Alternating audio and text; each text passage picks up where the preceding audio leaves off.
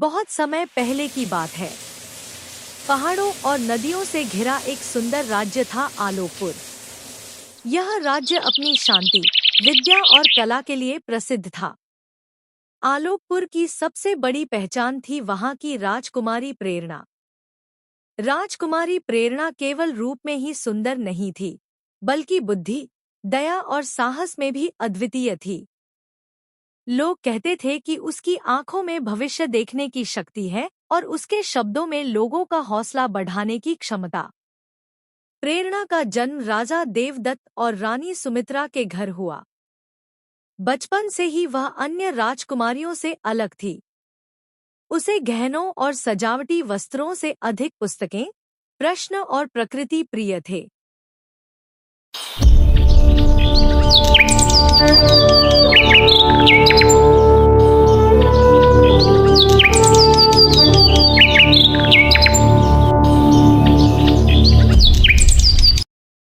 प्रेरणा महल की छत पर बैठकर तारों को देखा करती और अपनी माँ से पूछती, माँ, क्या राजा और प्रजा समान होते हैं?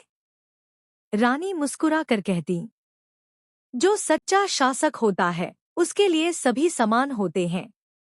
यह बात प्रेरणा के मन में गहराई से बस गई। राजकुमारी को श्रेष्ठ गुरुओं से शिक्षा दी गई। वेद और संगीत सभी में निपुणता प्राप्त की। पर सबसे अधिक उसे प्रिय था लोगों की सेवा करना। वह अक्सर वेश बदलकर गांवों में जाती, बच्चों को पढ़ाती और बीमारों की सहायता करती। एक बार गुरुजी ने कहा, प्रेरणा, तुम्हारे भीतर एक सच्चे शासक के गुण हैं। एक दिन आलोकपुर पर भारी संकट आ गया। पड़ोसी राज्य तमोगढ़ का राजा लालची और क्रूर था। उसने आलोकपुर पर अधिकार करने की योजना बना ली। उसी समय राजा देवदत्त गंभीर रूप से बीमार पड़ गए। तभी राजकुमारी प्रेरणा सभा में खड़ी हुई और बोली, जब तक राजा स्वस्थ नहीं होते, मैं राज्य की जिम्मेदारी संभालूंगी। सभा में सन्नाटा छा गया। कुछ मंत्रियों को संदेह था, पर जनता को प्रेरणा पर पूर्ण विश्वास था। तमोगढ़ की सेना ने आक्रमण किया। अधिक रक्तपात के शत्रु को कमजोर कर दिया। जब तमोगढ़ का राजा बंदी बनाकर लाया गया, सबने मृत्यु दंड की मांग की।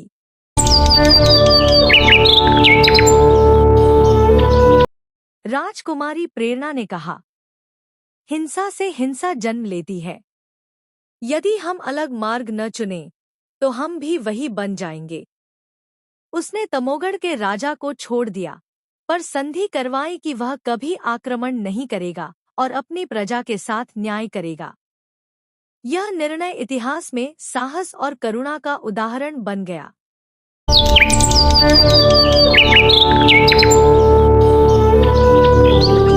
कुछ महीनों बाद राजा देवदत्त स्वस्थ हो गए।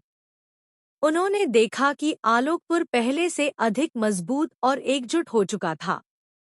राजा ने घोषणा की, आज से प्रेरणा केवल राजकुमारी नहीं, बल्कि राज्य की उत्तराधिकारी है। जनता ने खुशी से उत्सव मनाया। प्रेरणा ने शिक्षा को सबसे अधिक महत्व दिया।